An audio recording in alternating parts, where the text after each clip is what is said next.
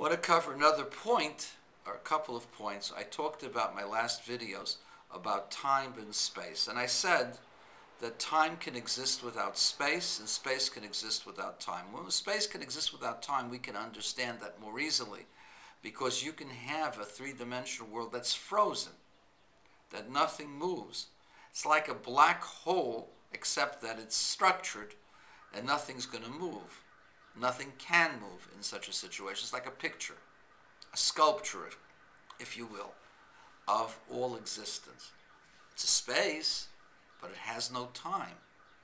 The fact that it has time is because there's an opportunity to move from one place to another, from one concept to another, from one feeling to another, from one endeavor to another. And that's the unique gift that God has given us, that we can change, we can do things and cause change. Time is a little bit more tricky, but let me try to explain to you. Time, according to the Kabbalists, is the order of prior to after. Now, this is the same idea as cause and effect, or one thing leading to another. Your axioms are the basis of your proofs. Now, what if you could conceive of the proof instantaneously? You still would need to have the axiom. The axiom came before the proof, because proofs need axioms from which to work at. And so the axiom comes before the proof. That is what is called Seder Zmanim, the order of time. There is similar time experiences within the intellect. If you could possibly imagine yourself as a pure intellect, imagine yourself divorced of your body, and all you are is a thought machine, a machine that makes thoughts. Now, in your thoughts, you start with one thought and go to the next thought. That's experiencing time. You're going from one set of ideas to the development of those ideas. You're going from what is called Chachma to Binah. There's a prior and an after. There's a system. That is time. The fact that you can experience time in the physical is God's fusing of these two concepts. Now, time is prior and after, an order of something before and something that follows. Space is called higher and lower. Higher in the spiritual world means of a greater nature, of a more consequential nature. Lower is of a less consequential nature.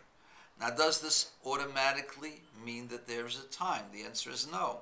You can have things that are unrelated and they can exist in space. They're just separate from each other. As I gave you that frozen three-dimensional space, you can have wisdom, which is greater than understanding, Chachma, which is greater than Bina. The Bina could exist simultaneously with the Chachma if it is not the product of the Chachma. If you have an understanding about geology, it does not come as a result of the axiom that's found in physics, and so, or that's found in language, in grammar.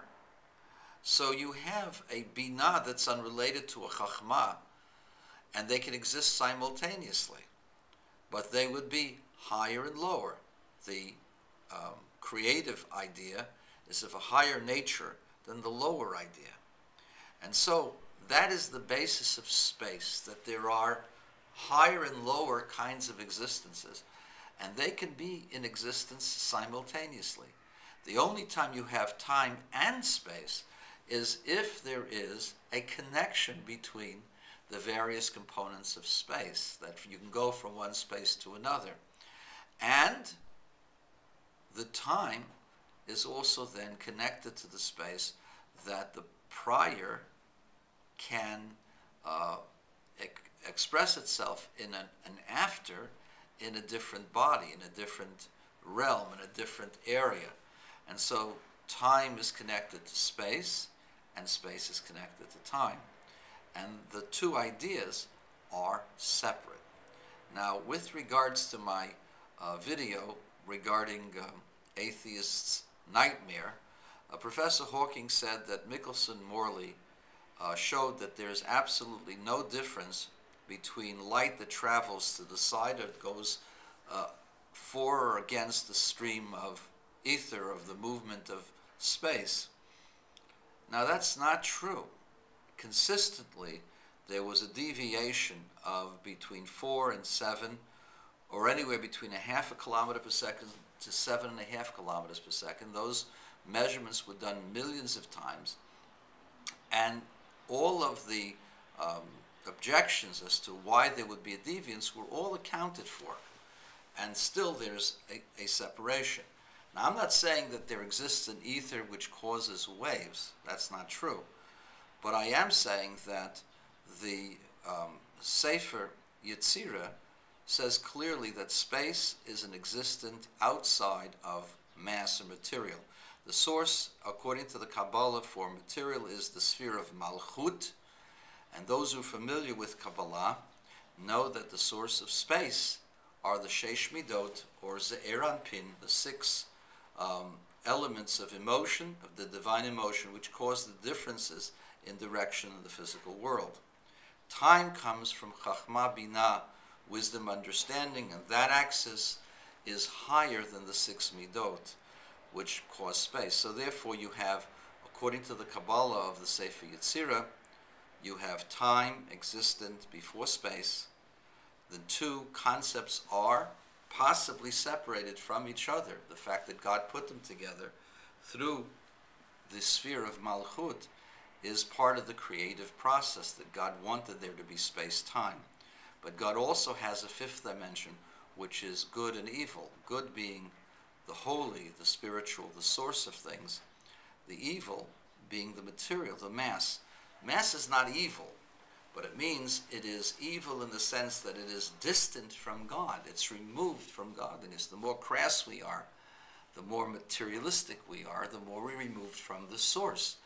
And so the purpose of existence is to reconnect the Malchut, the mass, to the Keta, the crown, which is the will of God that creates it.